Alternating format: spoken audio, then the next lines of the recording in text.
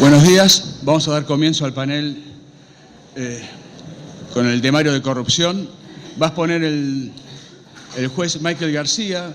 El juez Michael García es asociado del Tribunal Federal de Apelaciones de New York, con antelación fue fiscal federal en el Distrito Sur de Nueva York e intervino en numerosos casos de terrorismo y de corrupción de relevancia internacional, entre ellos el de la FIFA. Es un honor para nosotros tenerlo acá y que nos pueda contar su experiencia en la materia del Congreso que hoy nos convoca. Thank you, and thank you for the invitation to participate in this important conference. Of course, with the tragic events that took place on Tuesday in New York City, there couldn't be a better time to reaffirm our commitment to international judicial cooperation.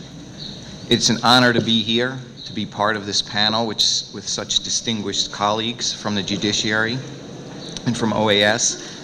I know my colleagues have remarks they wish to make, and I am hoping that there will be some time for questions as well, and that we will want to leave time for that.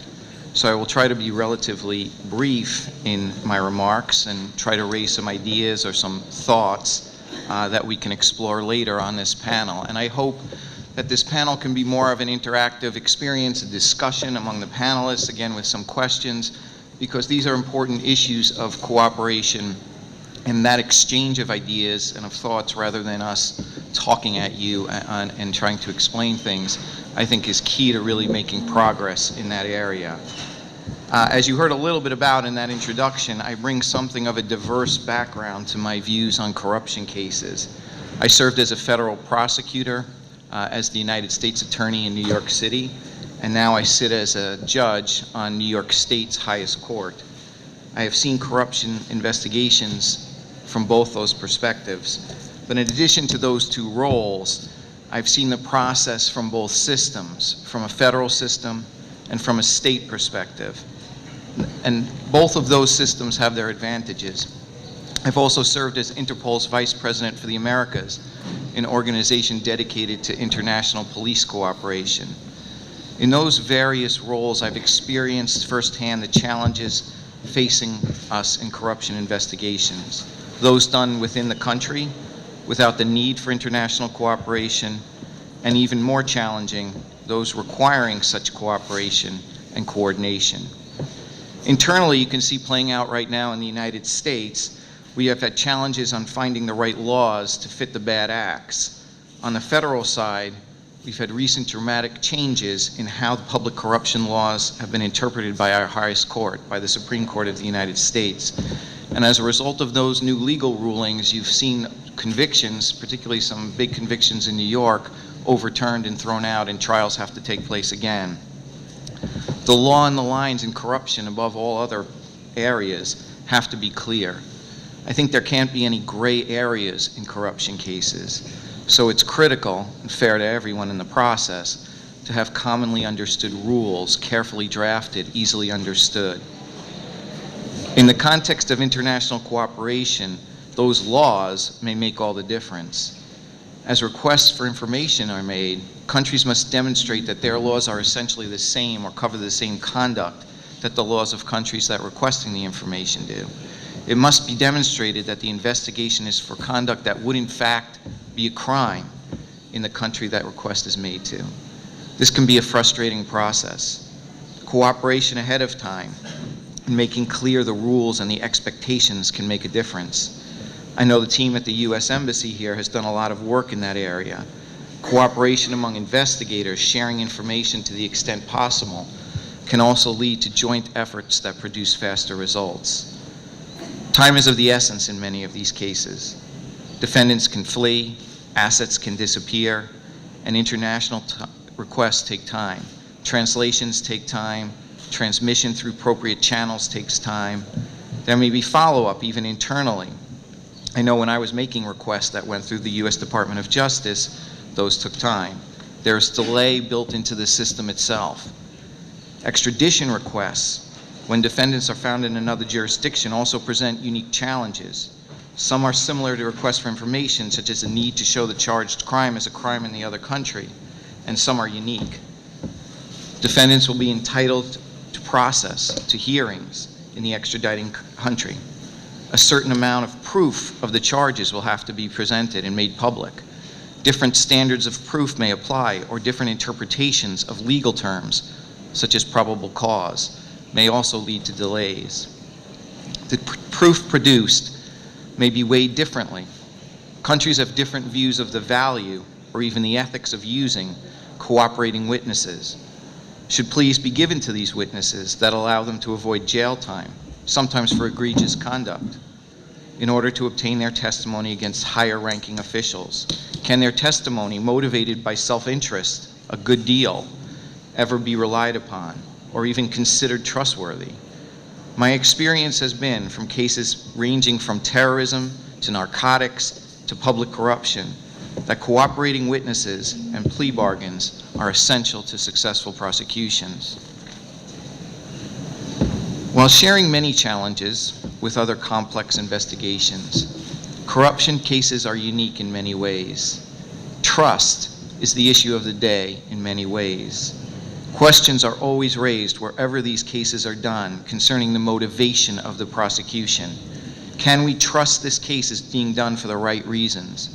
People are always going to ask, what political party is the prosecutor from? Is the defendant from a different political party? Who is really making these decisions? Interpol has only a few grounds, a few reasons that they'll deny a red notice to a requesting country, and one of them is political prosecution. And there are good reasons for that rule. Even the appearance of political motivation in corruption prosecutions undermines the integrity of the judicial system. Corruption has no party affiliation, no relationship to elections. Corruption is a crime no matter who is in power, and it is not corruption. If it's not a crime, then it is not a crime no matter who wins an election. Failure to follow this simple rule ensures loss of public confidence in the process, and there is nowhere that confidence is more vital to the functioning of the justice system and to the government itself than in the effort to root out corruption. In the US, we have an accusatorial system. Corruption is investigated by prosecutors. This is not the only answer to questions concerning confidence in the process, because we get them all the time in the United States. It raises its own issues you can read about in the newspapers today. Who appointed the prosecutor? Is it from a new administration? All federal prosecutors are appointed by the president. Is the prosecutor elected, as in the state system? Which party is the prosecutor from? Who donated money to that prosecutor's campaign? There is judicial oversight, however, of all prosecutions in the United States, corruption prosecutions included. As with any prosecution, even before charges are brought, but only with respect to certain activities, a judge is involved. If you want to get a search warrant, if you want to get a wiretap, you have to go to a judge and have the judge sign off. Once charges are formally brought, the judge sits as an impartial referee, reviewing what the prosecutors have done and making decisions about its legality. This gives the court proceedings a perception of fairness, I think. The judge has not been involved in the case, the judge has not investigated it, and usually the judge is not the same judge, if any, who signed any wiretaps or search warrants. They come with an outside perspective, and one that should be perceived as seeking only to ensure that both sides receive a fair trial. We have a jury system that I believe also supports perception by the public that the process is a fair one. 12 members of the community where the trial takes place ultimately decide the issue of guilt or innocence. The participation by citizens playing such a key role in the process also serves to reinforce the fairness of the process in the public's mind. A particular verdict, a particular result, may not be seen as the right one in a particular case, but it is confidence in the process, in the system of justice, that above all is above the outcome of a case, and above all is the goal. I am sure that we will all talk, and I hope get a chance to talk with you and among ourselves about these challenges I've just briefly outlined above, about the advantages and disadvantages of different approaches and different models. I am also sure there is one thing we can all agree upon, that international cooperation is essential in the fight against corruption and organized crime, and that those dedicated to that effort are equally committed to the rule of law. Thank you. El siguiente panelista es el doctor Carlos Vera Barros. Carlos Vera Barros es vocal de la Cámara Federal de Apelaciones del Rosario. Con antelación fue juez federal en el Juzgado Federal número 3 de la misma ciudad y ha sido un funcionario destacado de una amplia trayectoria judicial. Doctor. Muchas gracias, buenos días, es un gusto y un honor estar aquí en este auditorio con este público y compartiendo este panel. La primera aclaración es que soy juez federal de Rosario, no soy camarista, me han ascendido antes de tiempo y conviene, no me niego. Y bueno, espero que ese error no sea el que me haya traído aquí. Quería relacionar, la corrupción tiene muchas aristas y muchos modos de abarcarse, y quería relacionarlo con la tarea que nosotros venimos desempeñando, la que sí hacía alusión Juan Pablo Salas como juez federal en Rosario, principalmente vinculado con causas de narcotráfico. La ilusión mía es que sea cierto aquello que describiendo tu aldea describes el mundo, así que queríamos sacar algunas conclusiones de la experiencia que venimos llevando en este tema. Cuando... Más cerca. ¿Se escucha bien ahora? Cuando se vincula la corrupción con el Estado, sabemos que puede haber solo corrupción entre privados, pero la que nos interesa principalmente a nosotros, o por lo menos a mí en esta ocasión, cuando se vincula la corrupción con el Estado, hay un fenómeno que es anejo, que va junto, que es el de una retórica legitimadora, que acompaña a la inactividad, la ineficiencia o la complicidad del Estado en el combate de la corrupción y específicamente del narcotráfico, porque también cabe decirlo, sin corrupción no hay narcotráfico. Como evidencias de esto, en Rosario las causas grandes que han habido han partido de la existencia vergonzosa de los búnker. Los búnkers son fortalezas donde se vende estupefaciente. No son lugares clandestinos o ignorados o remotos, son búnkers establecidos en distintas zonas de Rosario, más pobres, menos pobres, pero siempre densamente habitadas, donde se vende el material estupefaciente hasta que, digamos, se corta la protección policial, política y eventualmente judicial también, ¿por qué no decirlo? Y también evidencia de esto es que en el último tiempo, cuando han sido detenidos importantes jefes de policía de la ciudad de Rosario y de la provincia de Santa Fe, como un efecto cascada, han caído muchos narcotraficantes de mediano y de gran porte, cuyo único mérito era el de contar con esa protección policial, jurídica, política. Baste eso como evidencia en estos breves minutos que tenemos para exponer el tema.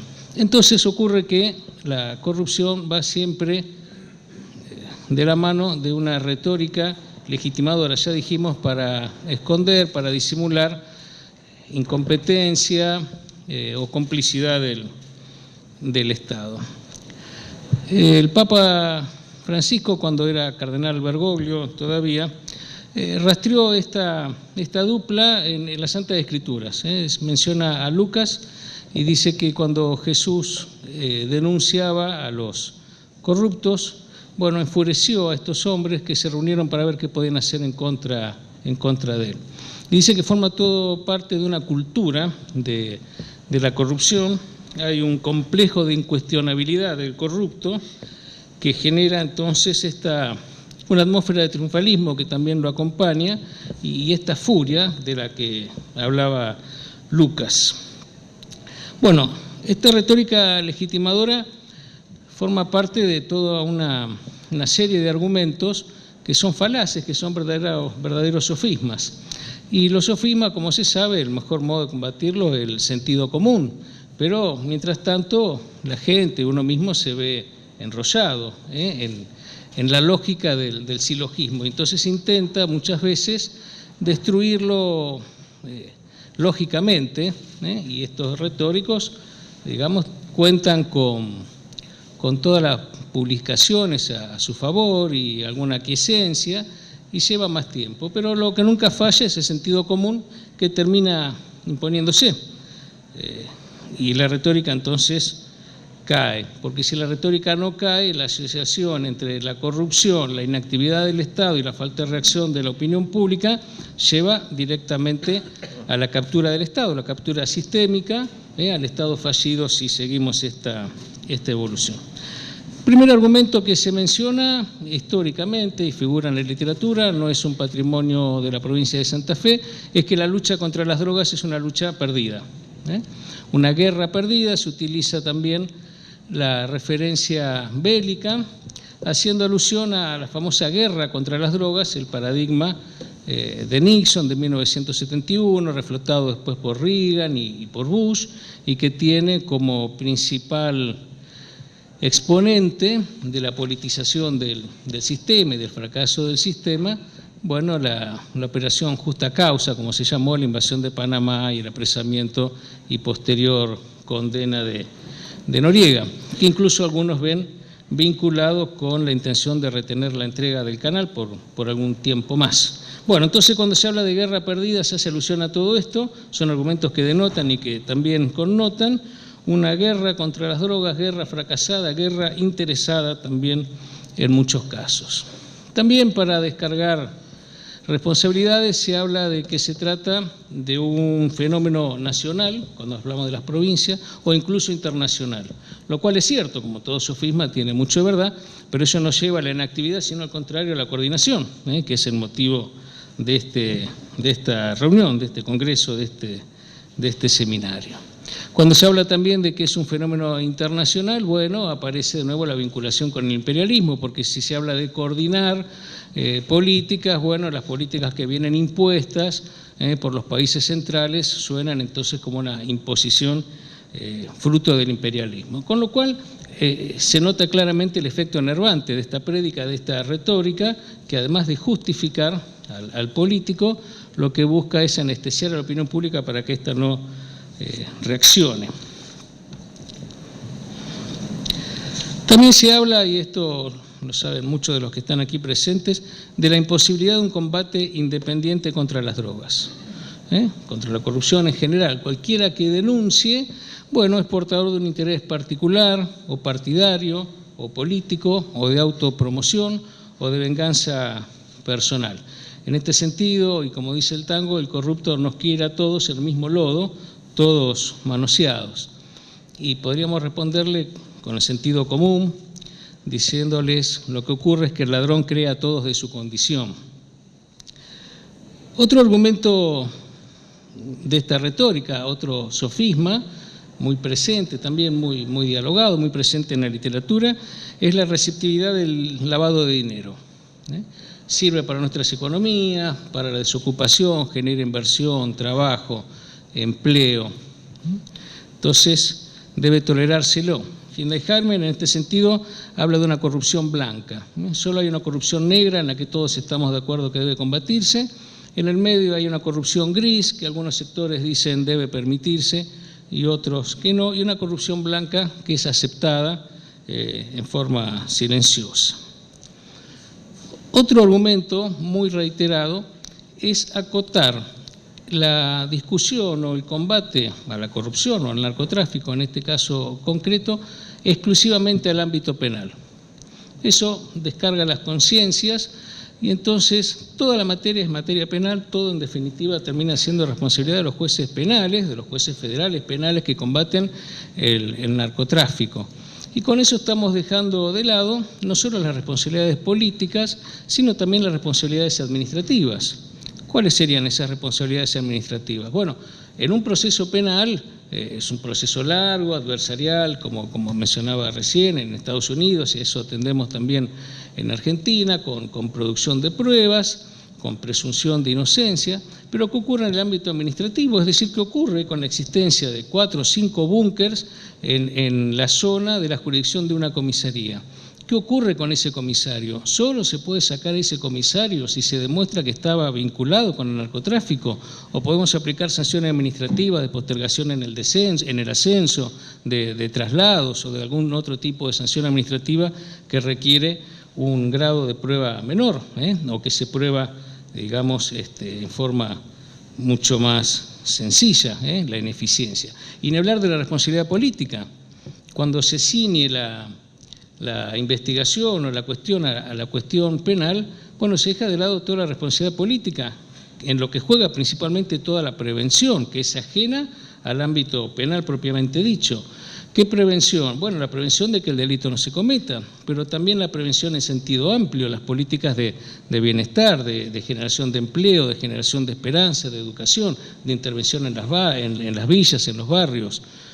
Todo eso se deja de lado si la corrupción o si el combate al narcotráfico se ciñe exclusivamente al ámbito penal. Es un modo muy claro de deslindar responsabilidades. Allí están los jueces para combatir el narcotráfico.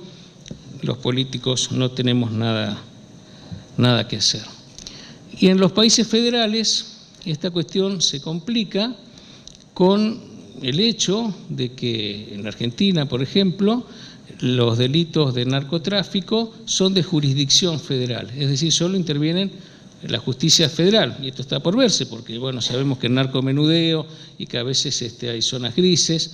En Santa Fe han intervenido algunos jueces en lo que llaman la narcocriminalidad, porque hay algunas bandas, como la banda de los monos, que se le acusa de realizar otros delitos, no necesariamente vinculados con el narcotráfico, pero termina siendo un todo inescindible. Bueno, cuando hablamos de la naturaleza federal del delito de narcotráfico, el argumento que hemos escuchado muchas veces, cuando se le recrimina a las autoridades la inactividad o la impericia, lo que dicen es un delito federal, queriendo con eso decir que es responsabilidad exclusiva o del Estado federal o de los jueces federales. Bueno, y esto olvida, en primer lugar, que la prevención es responsabilidad de los gobiernos locales, que la policía de seguridad es una atribución irrevocable de las provincias, forma parte de la autonomía provincial, lo cual no significa que no pueda hacerse en cooperación, en colaboración nacional e internacional. Pero además se olvida que los jueces federales, sobre todo en el interior del país, actúan principalmente con las policías provinciales. Y esto no es por una falla del sistema, sino que obedece al mismo diseño del sistema. Esto es, las fuerzas federales tienen una presencia mínima en las provincias. La Policía Federal para custodiar bienes federales, la Policía de Seguridad Aeroportuaria para custodiar la navegación, la Prefectura para la navegación aérea, la Prefectura para la navegación de los ríos, la Gendarmería, los caminos y las fronteras. En las provincias la presencia federal es mínima porque así corresponde a la autonomía provincial. Y por eso es que todas las policías provinciales tienen organismos específicos dedicados al narcotráfico. ¿Para qué están sino las famosas brigadas de narcotráfico de las provincias? Bien, es un sofisma difícil de desarmar frente a la opinión pública. Es un delito federal, es una sentencia muy corta, muy difícil de desarmar. En algún momento la opinión pública reacciona y entonces ya no le importa a quién debe intervenir y le reclama al intendente, al gobernador, al presidente, a los jueces, a quien tenga enfrente. Pero mientras tanto el argumento corre su camino. Vinculado con el narcotráfico y con la corrupción, en la provincia de Santa Fe se generan índices de muertes violentas que duplican la media del país. Y se utiliza como argumento justificador que se trata de un ajuste de cuentas. Es un argumento perverso que intenta tranquilizar las conciencias. Lo que parece decir es que se maten entre ellos y que van a contar con que la opinión pública está feliz que los delincuentes, en definitiva, se maten entre ellos. Este argumento, por un lado, lo que está haciendo es ser un argumento racista, pero por otro lado significa la ausencia del Estado. Pero más que eso, porque en un enfrentamiento entre personas o entre bandas, si el Estado no interviene, si el Estado se abstiene, en realidad está jugando por el más fuerte. No hay una posibilidad de abandonar el territorio. Ese abandono del territorio, Matías Duy lo señala como la naturalización del orden clandestino. Hay un orden clandestino en el que el Estado no interviene o al no intervenir favorece a uno y el Estado tiene monopolio de la fuerza pero actúa como un mafioso que presta protección a unos o a otros, pero un mafioso con el monopolio de la fuerza pública. Así que, dice Matías Duy, es mucho más peligroso que un mafioso. Olvida también que estas disputas entre bandas son luchas territoriales previas a la cartelización. Eso surge de la experiencia mundial y latinoamericana en especial. y que se pase a la zona liberada a la inacción activa, cuando el Estado fragúa procedimientos, los falsos positivos conocidos en nuestros países y también en nuestras provincias. Y finalmente, otro argumento que forma parte de la retórica tiene que ver con el mal funcionamiento de las instituciones. Es el cómo sí de las instituciones. Los jueces pareciera que podemos mandar a los menores que están en peligro, entregarlos a sus padres. Y a veces no hay padres y a veces la entrega a los padres no significa sacarlos del peligro. Todo un régimen intuitivo basado en la familia normal de clase media de hace 30 años, que ya no existe más, ese mundo no existe más. No hay posibilidad de entregarle a nadie un menor en peligro. Que intervenga la justicia de menores de la provincia se encuentra en las mismas situaciones. Los lugares para alojar a los menores los reformatorios son reiteradamente declarados como violatorios de la Constitución y de los derechos humanos. Y lo mismo podemos decir de otras instituciones que deberían funcionar y que están puestos allí formando parte de la retórica. Que hagan la denuncia. ¿Quién protege a los denunciantes? ¿Quién protege a los testigos? Los sistemas de protección de testigos y denunciantes no funcionan, forman parte de la retórica. En Rosario se ha dado finalmente un argumento que es el de la estigmatización. Rosario, Santa Fe se victimiza, también cuando salen notas en los diarios nacionales, de que Rosario es acusada injustamente de una ciudad de narcotráfico, cuando se trata de una ciudad laboriosa, hija de su propio esfuerzo, con el majestuoso río Paraná, con gente dedicada a la cultura, con un carácter, un nivel humano, en fin, que sobrepasa o que tiene relieve en la Argentina y en el mundo. Es un argumento muy viejo, ya lo retrató perfectamente Ibsen en El enemigo del pueblo. El doctor Stockman, el médico del pueblo, detectó que las aguas del balneario estaban contaminadas y hizo esa denuncia y se convirtió inmediatamente en el enemigo del pueblo, porque la contaminación del balneario implicaba menos inversiones, menos turismo, menos trabajo para todos. Rosario, de todos modos, ha salido de estas situaciones varias veces.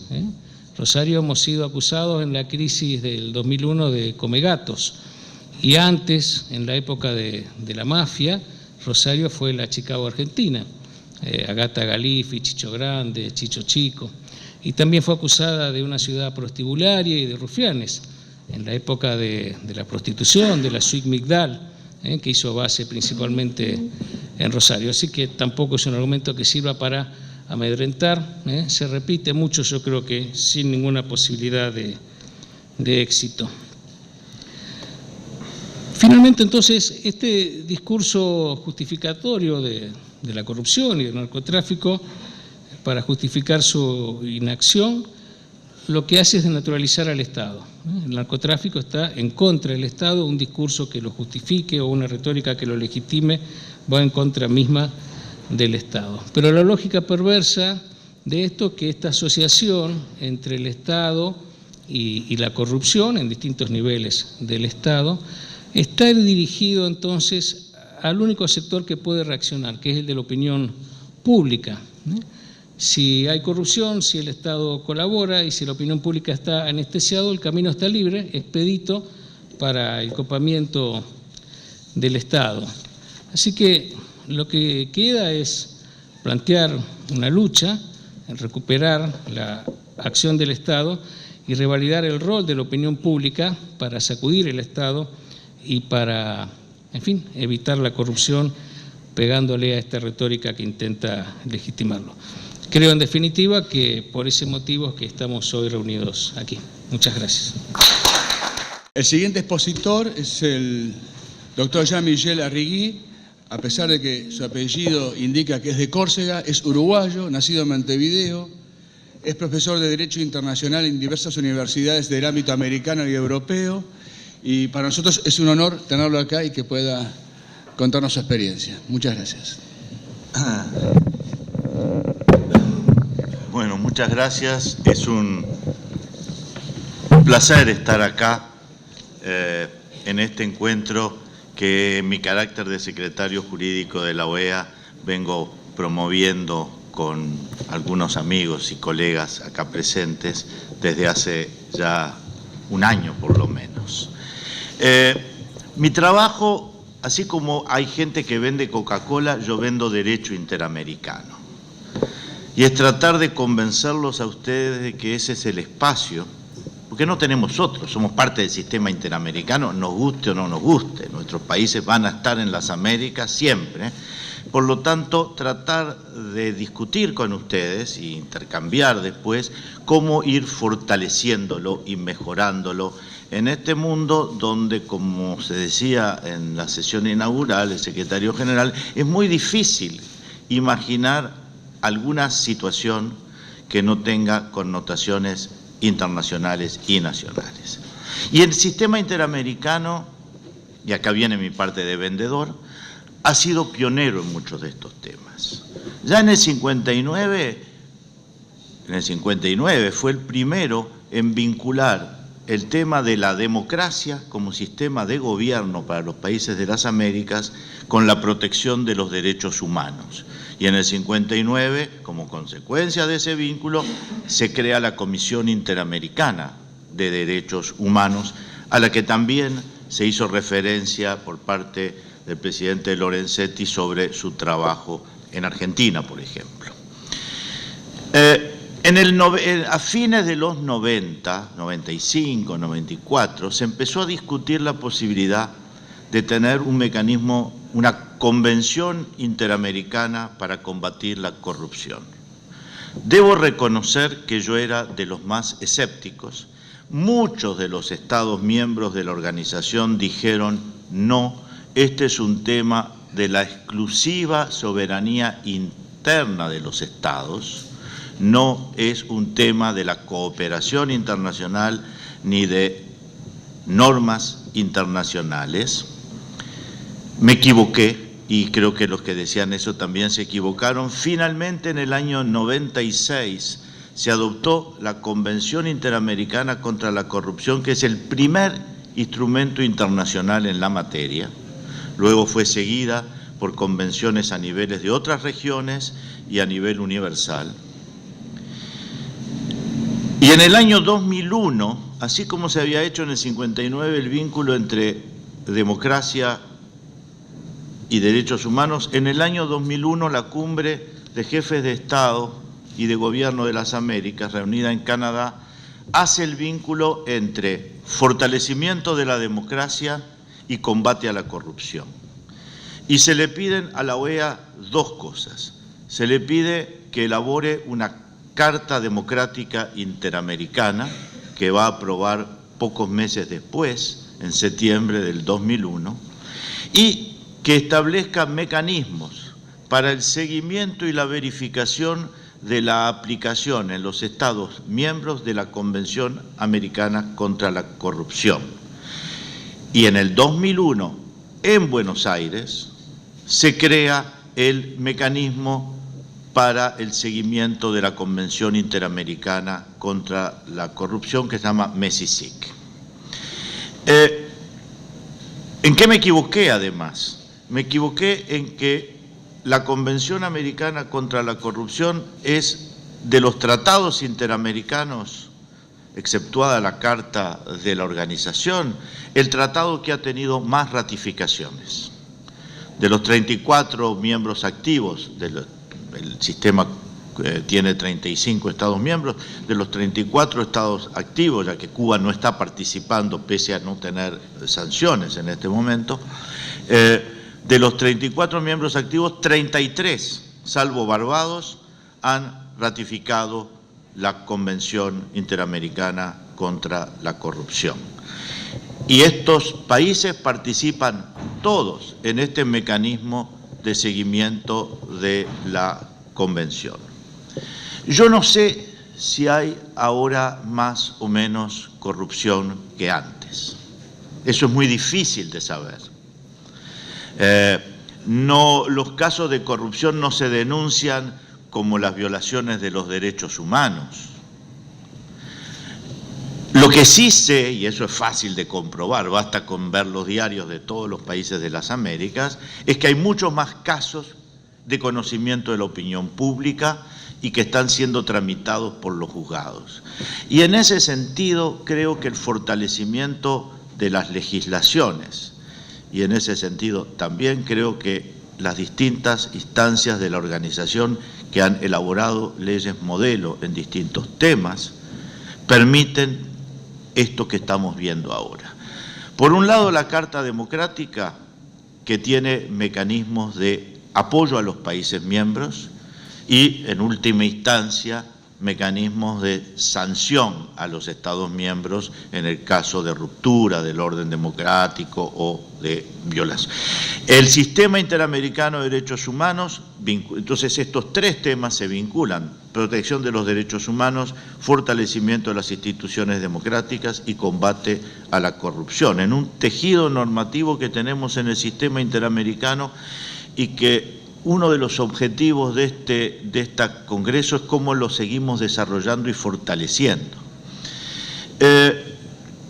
Por ejemplo, para dar un ejemplo, porque en el día de mañana, en otro panel, me va a tocar desarrollar más en concreto la normativa interamericana, la convención, algunas leyes modelo, pero por ejemplo, es evidente que el tema del acceso a la información pública es un factor fundamental en el tema de que hoy los casos de corrupción sean conocidos, sean puestos a conocimiento de los jueces, sean puestos a conocimiento de la opinión pública.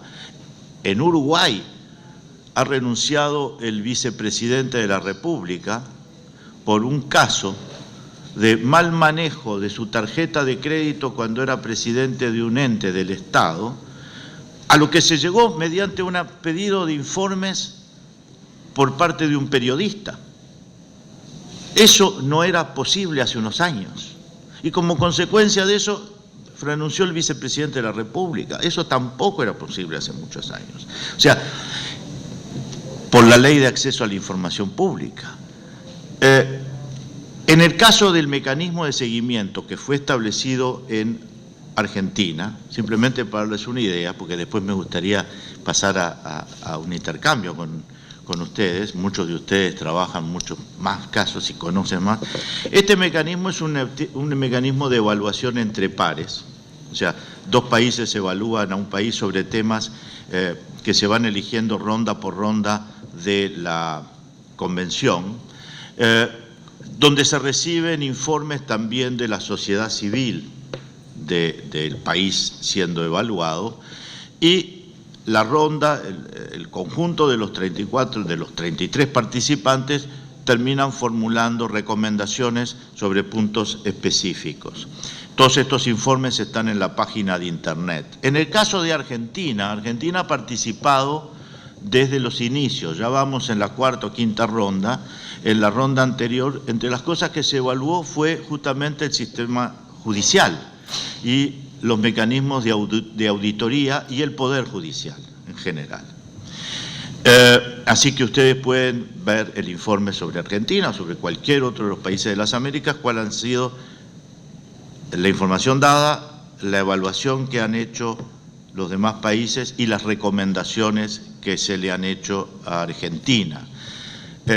Este mecanismo está acompañado de dos otras actividades posibles. Una son talleres para promocionar y participar con los distintos actores, trabajar las recomendaciones.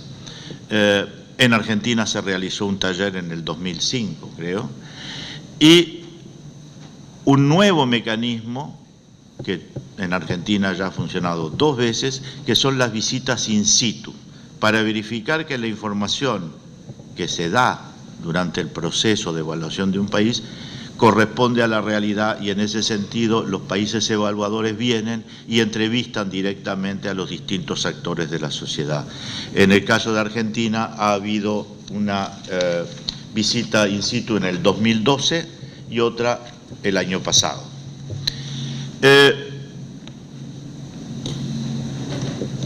Mañana voy a hablar un poco de algunas leyes modelo y de algunos mecanismos que podemos fortalecer. Pero, insisto, el tema de el combate a la corrupción requiere necesariamente un Estado de Derecho que funcione. El tema de la próxima cumbre de jefes de Estado y de Gobierno, que se va a realizar el año que viene en Perú, es justamente eso, se llama gobernabilidad y combate a la corrupción. Esa va a ser una buena ocasión para que los países miembros de la organización lleven propuestas concretas de cómo fortalecer eso. Ustedes son jueces en su mayoría, o profesores de derecho, o estudiantes de derecho. No va a haber combate eficaz a la corrupción si no hay jueces independientes, una sociedad civil que denuncie, la posibilidad del acceso a la información, respeto por los derechos, respeto por el Estado de Derecho en su conjunto.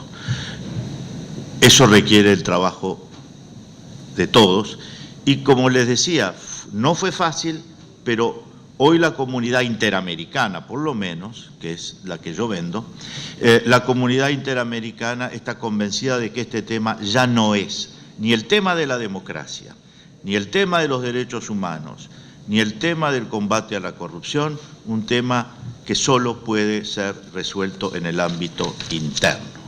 No hay ni democracia, ni derechos humanos, ni combate a la corrupción sin mecanismos fuertes de cooperación regional o internacional en su conjunto.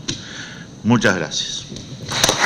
Concretamente, la idea de este panel es buscar ideas que nos puedan servir para cooperar internacionalmente en materia de corrupción. Fue dicho en los oradores, lo dijeron mejor que yo, la idea de que existen distintos estándares, distintos fines de procedimientos, la idea del arrepentido, la lógica del arrepentido, va en una lógica de procedimiento diversa de la lógica que a veces tenemos a nivel local, donde el objetivo de un proceso local, un proceso penal local, es la búsqueda de la verdad real, la posibilidad de negociar con una de las partes, con un imputado, en nuestro derecho no está reconocido. Ahora recién se ha incorporado y está en pleno proceso de elaboración, pero apuntando a un estándar probatorio que no siempre es el que se exige en otros ámbitos. Precisamente la idea de este ámbito es presentar estos problemas. El problema de la cooperación internacional no es un problema que nos afecte solo a nivel regional en América, es un problema que ya fue planteado en Europa. Ya en 1996 se planteaba el problema de la cooperación, del intercambio de información a partir de los paraísos fiscales que se identificaban en Europa, y allí fue resuelto a través del derecho comunitario. Es una ventaja que nosotros no tenemos, pero bueno, en ese ámbito y en ese aspecto puede ser una buena alternativa la participación, la colaboración que nos pueda ofrecer la Organización de Estados Americanos para elaborar protocolos o reglas de conducta que puedan servir de pautas para el intercambio de información entre los distintos países. Y además, también hay un concepto que creo que deberíamos comenzar a desarrollar, que es el concepto de buena fe en el intercambio de información. No restringirnos o no poner énfasis en el ámbito local, en los intereses locales, sino generar la apertura al intercambio de información, una apertura sincera, de buena fe, específicamente, en el intercambio de información. Bueno, agradezco la participación de Jean-Michel Arregui, de Michael García, Carlos Verabarros y del coordinador Juan Pablo Salas en este panel. Muchas gracias también a todos ustedes.